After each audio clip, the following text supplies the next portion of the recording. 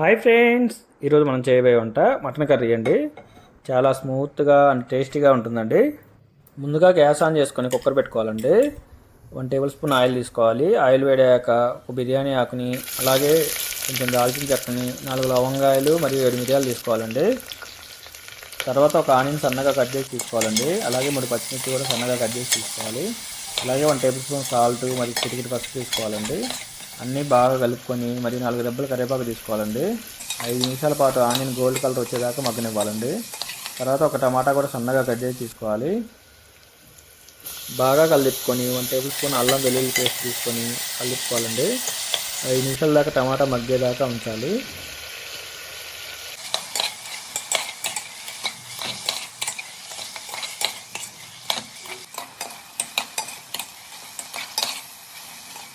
తర్వాత కొంచెం కస్తూరి మెంతి కూడా తీసుకోవాలండి. కస్తూరి మెంతి వల్ల కర్రీ మంచి ఫ్లేవర్ అండ్ టేస్టీ అండ్ హెల్తీగా కూడా ఉంటుందండి.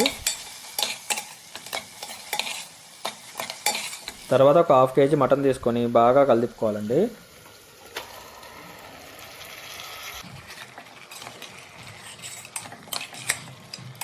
మన కోసం, మన వారి కోసం, మన చేతితో మన ఇంట్లో మనం ప్రిపేర్ చేస్తే చాలా హ్యాపీగా అనిపిస్తుందండి. ఒక 5 నిమిషాల దాకా మంట మీడియం ఫ్లేమ్లో పెట్టి ఉడికించాలండి. మటన్ బాగా కలుపుకొని 2 స్పూన్ల కారం, అలాగే ఇంకో స్పూన్ సాల్ట్, అలాగే 1 టేబుల్ స్పూన్ గరం మసాలా కూడా తీసుకోవాలండి. బాగా కలుపుకొని కొంచెం కొత్తిమీర కూడా సన్నగా కట్ చేసి తీసుకోవాలి. బాగా కలుపుకొని మరో 5 నిమిషాల దాకా ఉడికించాలండి. తర్వాత ఒక 1/2 గ్లాస్ వాటర్ తీసుకోవాలి.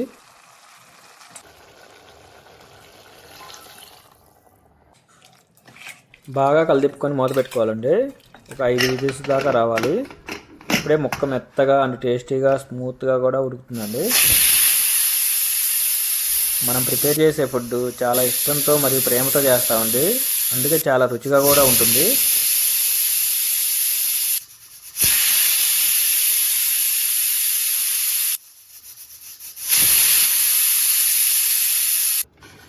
ఫైవ్ విజిల్స్ తర్వాత మూత తీసి చూడండి.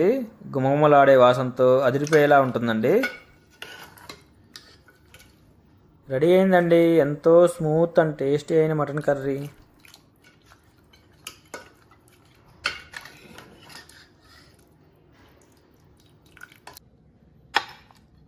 నేను పలావ్తో తింటున్నానండి.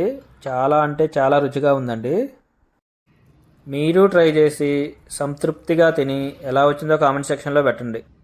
ప్లీజ్ సపోర్ట్ చేయండి friends. Like and comment and subscribe. Thank you.